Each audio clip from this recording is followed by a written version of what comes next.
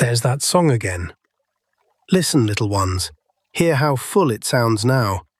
Birds on every branch, bees in the clover, the pond gone warm. A whole spring's worth of busy.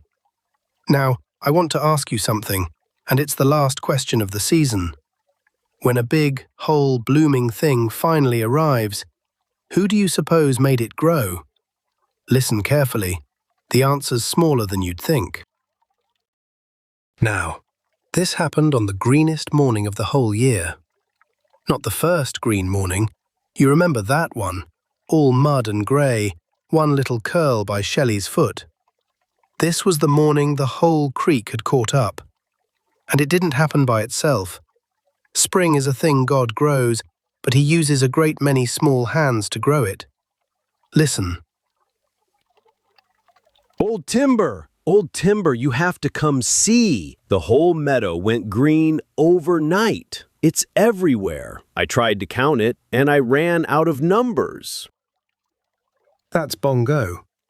And do you know, for the first time all season, he wasn't running to anything. He'd come to fetch me, to go slow and look. And down at the pond, the whole creek had gathered in the green. And over hopped Bongo the bear cub, holding one leaf like a treasure. He said, Okay, I know it's just a leaf. But look how low I had to get to find the prettiest one. All season I learned that. The good stuff is little, and you find it slow. I only stepped on 3 things getting here. New record. And in zipped Zippy the hummingbird. But, and you'll notice this, actually landing. She squeaked, Okay. I have been watching the bean, Shelly, and I planted in the slow race for weeks. Do you know how hard it is for me to watch one thing slowly? My whole body wanted to vibrate, but I waited. And Bongo, it sprouted. The slow thing worked. The bean's fine, Zippy. You only checked it 40 times. 41. But who's counting? Me. I'm counting. That's the whole thing I do. 41's a good number, though. I only know up to about green. After that, it's just watts. and from the big old oak, all bright feathers, swept down Garingo the parrot, who had, and I want it on the record, prepared remarks. Behold, the creek in its glory, friends, wayfarers, fellow witnesses to the greening. I have composed a speech. It is 4 hours long. I shall give you the short version. Spring is here, there. The rest was mostly about me.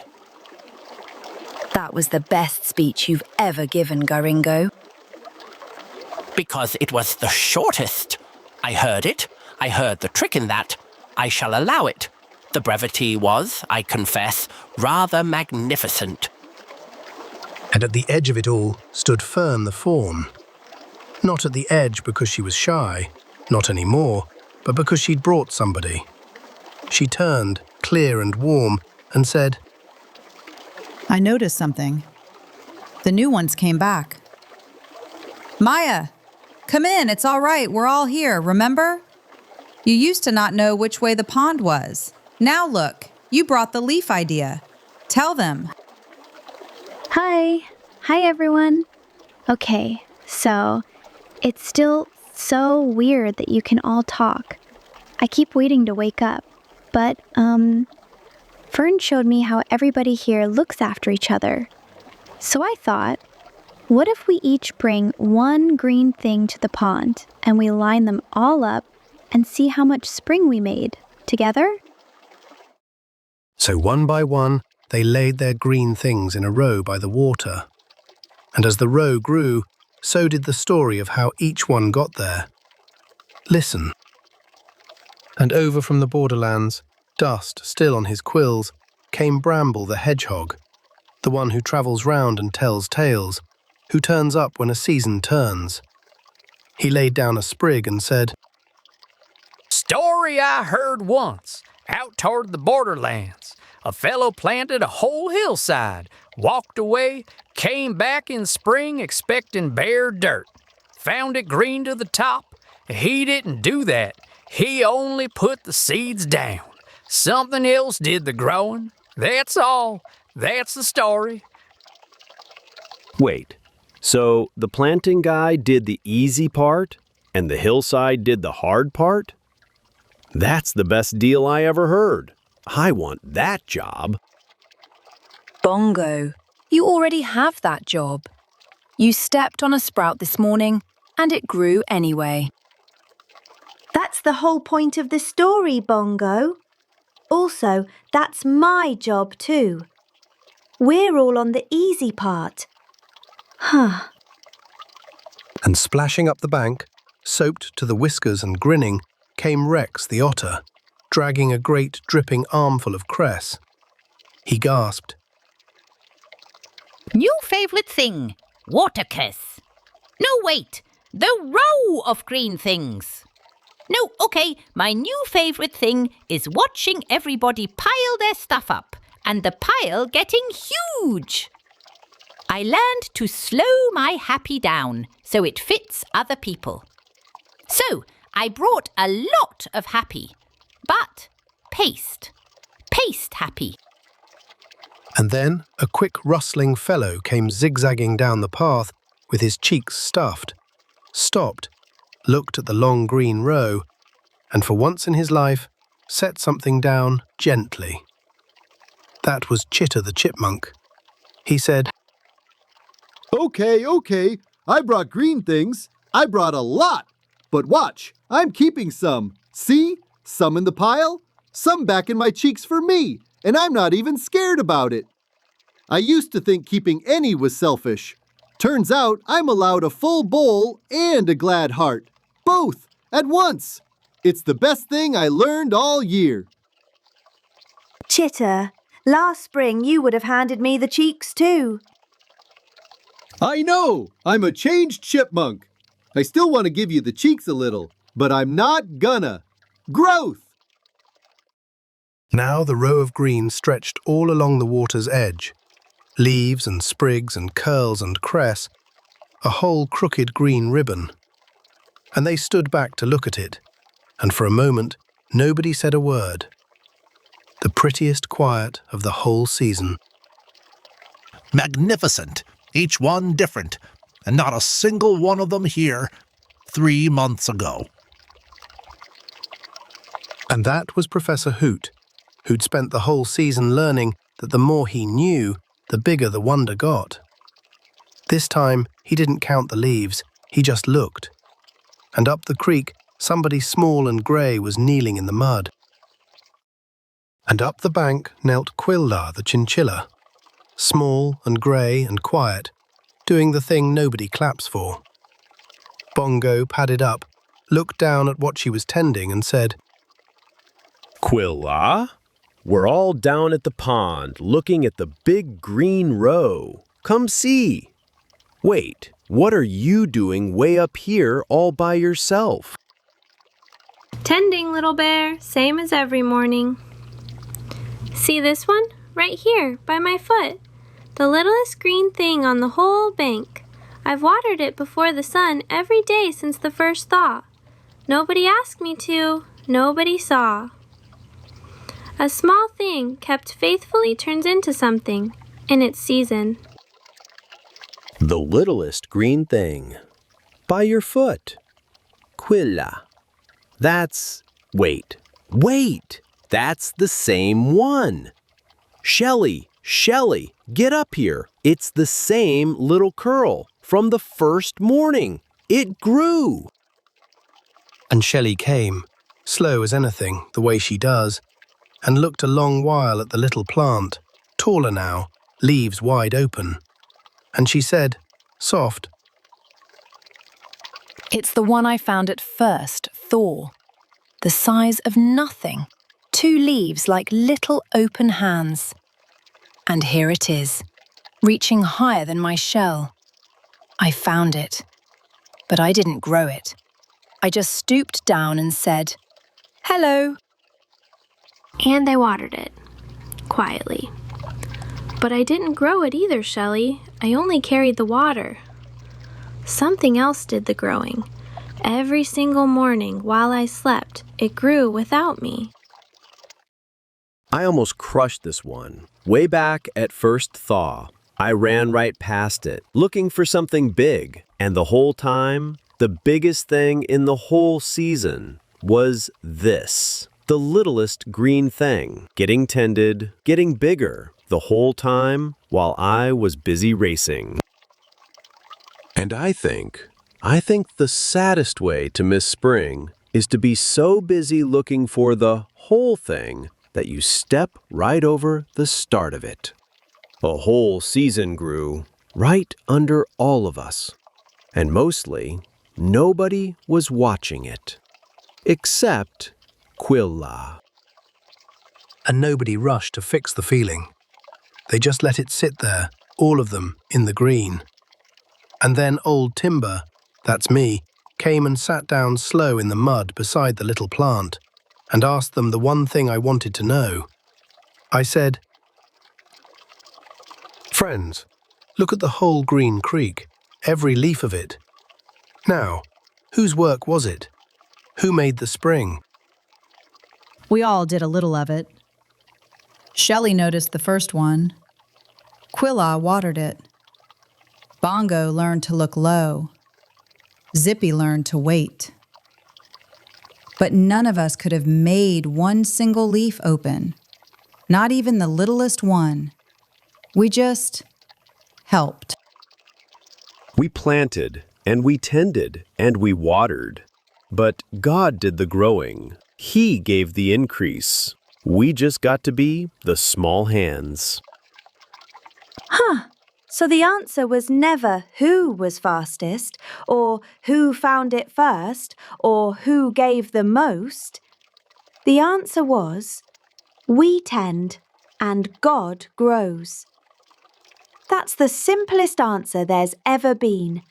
I can't even make it fancier. I tried. I'll get there. I always do. Took me a whole season to walk from one green leaf to a whole green creek. Turns out spring did the same thing. One small road, tended all the way. And do you know what they did? They carried that little plant, mud and all, down to the pond and set it at the head of the long green row, the one that started it all. And the whole creek stood around it in the warm. This is the nicest thing I've ever been part of. And I almost didn't come that first day. I almost stayed home because I didn't know anybody. I'm really glad somebody said, "Come in." New favorite thing. It's not a thing. It's all of you. Okay, that one I'm keeping. I have, I confess, one more remark. A whole creek grown from a speck. Behold what the small things did. That's it. That's the remark. So short, I'm as shocked as you are. Now that little plant at the head of the row put me in mind of something. There's a line in the Bible, in a book called 1 Corinthians, chapter 3, verses 6 and 7, where a man named Paul writes a letter to his friends. They'd been arguing about who was most important. And Paul tells them to stop counting up who did the most, because the part that really matters, not a one of them did. He put it plain. Paul wrote, "I have planted, Apollos watered, but God gave the increase. So then neither is he that planteth anything, neither he that watereth, but God that giveth the increase." That's us, old Timber. We planted and we watered, and God did the increase. That's it exactly, Bongo. Shelly stooped down. Quilla carried the water. The whole creek brought their small green things, and God grew a spring. So here's the last thing I'll leave you, this whole season long. Do your small part, gladly, even the part nobody sees. Plant, water, tend, and let the growing be God's. It always was. Until the next breeze brings us together, my friends. It's been a green and growing year. Go gently out there, little ones, and do your small part well. And from his lecture branch swooped Professor Hoot, the most certain owl in Shiloh Creek. He cleared his throat and announced, Professor Hoot here, with a fact that is completely true. You've spent all season watching things grow, so here is a fact about how a tree keeps score of its own growing. Every single year, a tree adds one new ring of wood, just under its bark. One ring, every year. So if you ever see a tree stump, you can count the rings and know exactly how many seasons that tree has lived. The clever name for reading those rings is dendrochronology. What does it mean?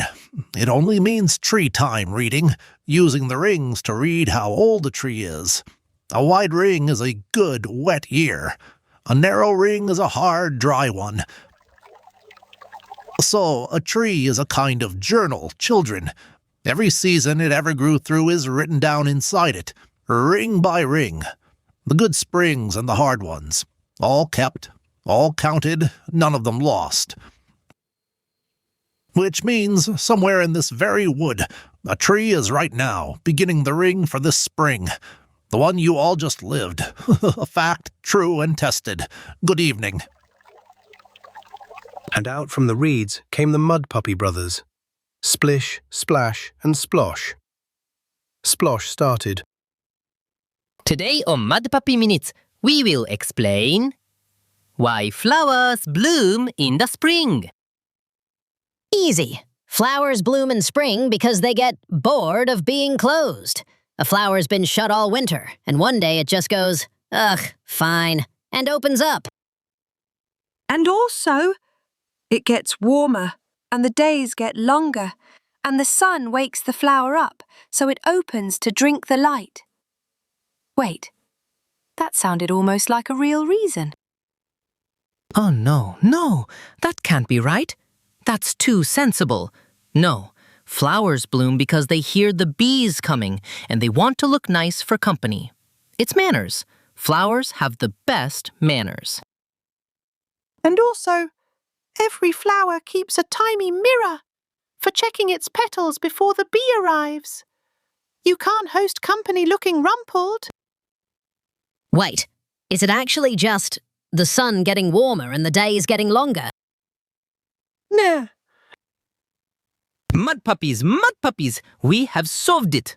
Flowers bloom in spring because of manners and tiny mirrors. Heave, ho. Just like a bell on a cold rock. Let's set it right before you drift off, little ones. A flower opens in spring because the days grow longer and the sun grows warmer, and that warmth and light wake it up, so it opens to drink the light in. Splash had it fair and square. Warmth and light, no manners required. Though I will say, a flower full of bees does look awfully pleased with itself. That's a season, friends. See you next time, somewhere in Shiloh Creek.